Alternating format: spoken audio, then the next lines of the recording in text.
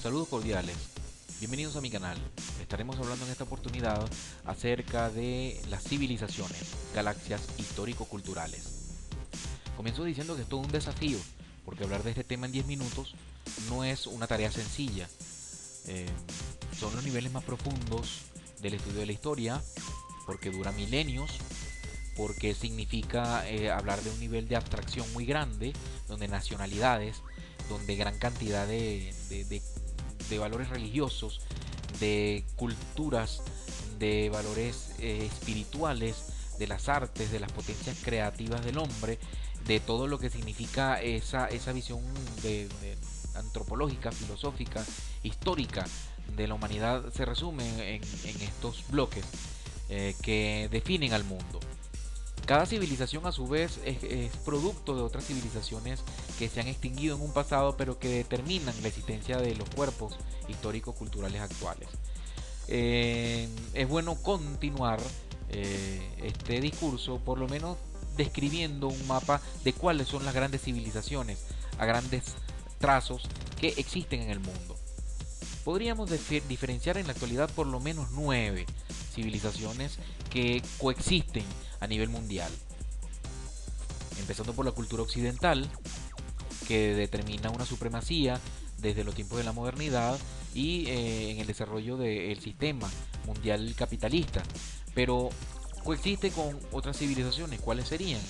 Bueno, en este caso tendríamos que hablar de la cultura rusa, que deriva entonces a su vez de la influencia bizantina, de la influencia griega, de la influencia ortodoxa, de una cultura que tuvo contacto con grandes regiones de la Eurasia, que tuvo en un pasado contacto con los mongoles, que tuvo en un momento contacto con todas esas civilizaciones que venían de los valles del Indostán, que ha tenido una supervivencia histórica en los tiempos contemporáneos en Occidente, enfrentándose después de la Segunda Guerra Mundial, en los tiempos de la Guerra Fría, en los tiempos de la modernidad, en la carrera armamentista, en todo esto que significa en un bloque que tiene una clara independencia y un sentido de identidad.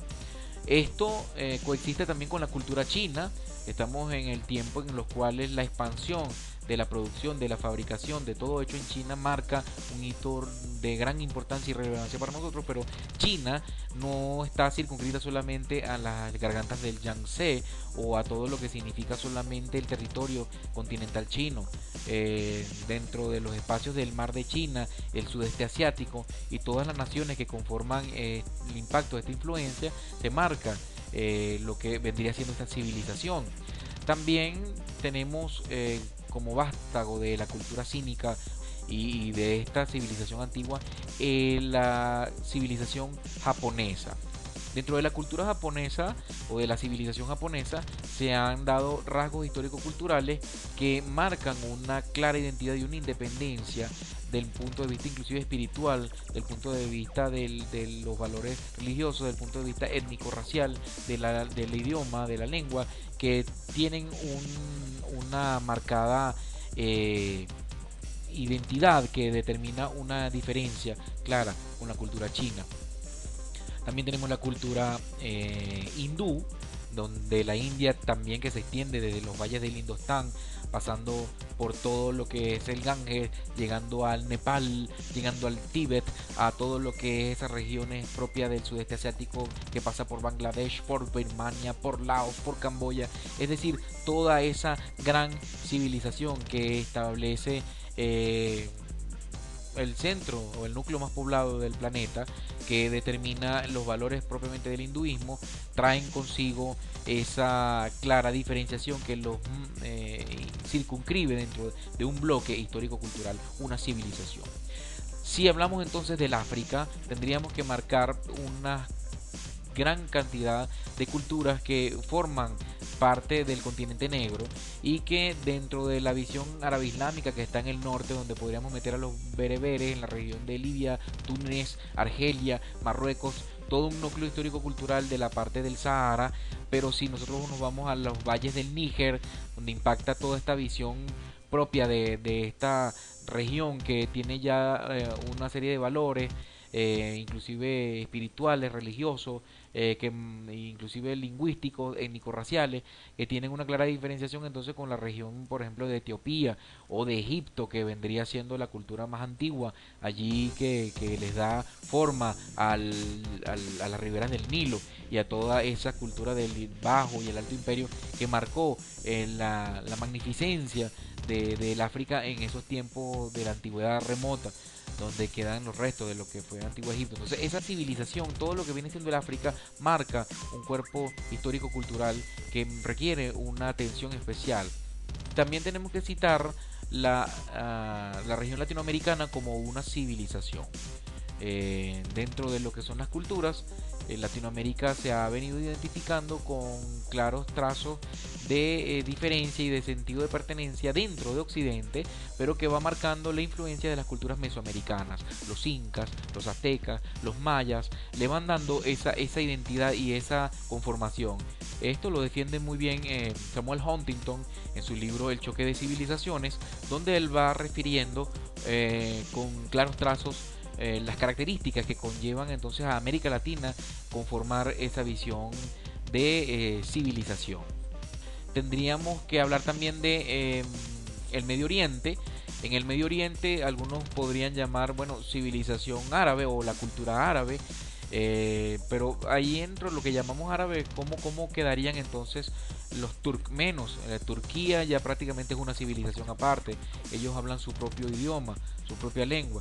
Y si vamos a meter dentro del mundo árabe o del Medio Oriente a los hebreos, ya ellos tienen su tradición judía con toda una identificación espiritual, una identificación propia de un sentido de pertenencia nacional dentro del Medio Oriente, y lo vamos a meter allí entonces junto con la cultura árabe con la gente del norte de África, a los egipcios actuales o a toda la gente que tiene que ver con los bereberes, que estas culturas comerciantes errantes propias del Sahara, tendríamos que llamarles mundo árabe, cuando no están ni siquiera en contacto dentro de la región propiamente de la península arábiga. Asimismo podemos llamar dentro de la cultura árabe a los iraquíes, que vienen de la herencia de los mesopotámicos, a su vez de la antigua Sumeria. Entonces, ¿cómo podemos hablar entonces en el Medio Oriente o de la cultura árabe también de esta civilización o de los descendientes de los asirios, los sirios propiamente ahí en esta región del mundo, llena por cierto de conflictos en la actualidad por el tema de las divisiones de los grupos armados, divisiones religiosas, del tema del ejército islámico, que mantienen allí una clara conformación de pugnas, de choque de civilizaciones. Ahora, ¿cómo podemos nosotros entonces diferenciar esta cultura árabe islámica de otra civilización que también es islámica pero que no hablan este idioma, que serían los persas? En Irán, por ejemplo, se habla el parsi, y la cultura persa iba desde las zonas del Pakistán hasta Europa. En la antigüedad, hablando de lo que era el imperio aqueménida, donde todo lo que era Jerjes, Antarjerjes, Darío, en aquellas antigüedades el imperio de los sasánidas, de todo lo que vendría siendo esa cultura zoroástrica, marcaría entonces una influencia dentro de un bloque histórico-cultural aparte. Entonces hablaríamos de una cultura persa, civilización persa. Entonces estarían en total las 9 civilizaciones que estamos marcando dentro de la panorámica global del mundo contemporáneo.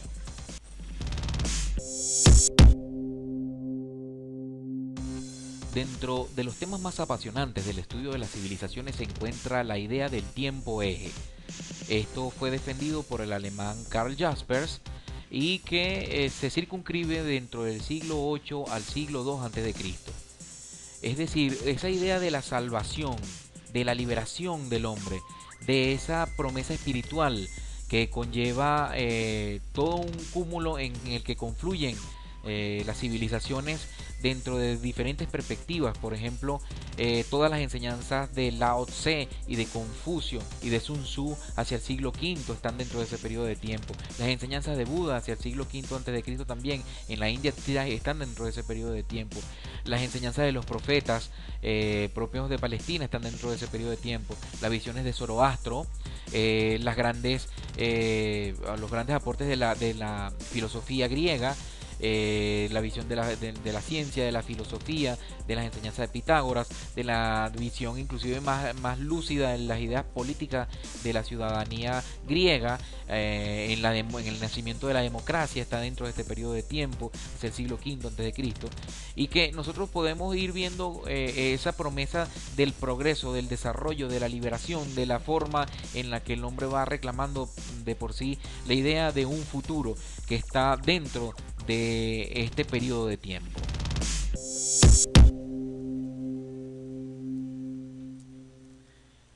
No puede entenderse el estudio de las civilizaciones de una manera aislada, que unas tengan unos valores y otras no. Esto sería incorrecto. Las civilizaciones no son inteligibles vistas de esa manera parcelada. Todas confluyen entre sí, se ramifican, se influencian unas a otras, de manera tal que una civilización no muere en su totalidad. Los valores de la antigüedad permanecen aún en los tiempos contemporáneos, y las civilizaciones todas tienen un aporte que conllevan a lo que es hoy la era global.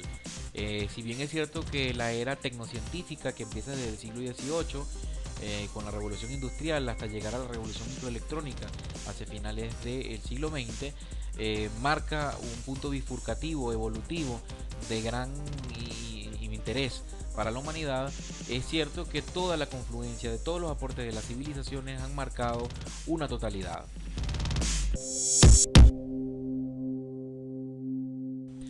En resumen, establecemos un nuevo punto de partida en los tiempos de la era global. En los tiempos de la globalización y de la revolución microelectrónica se establece una visión de individuos soberanos.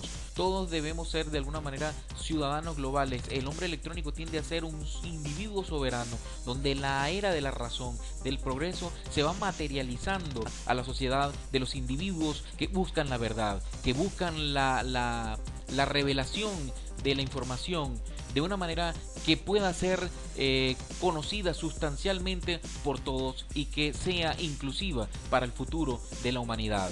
Es decir, que esta luz al final del túnel determina entonces que todas las civilizaciones van marcando un punto en el cual van teniendo una comunicación en términos que somos unos ciudadanos globales, formamos parte de una totalidad en el mundo, y hacia eso apunta la actualidad mundial global.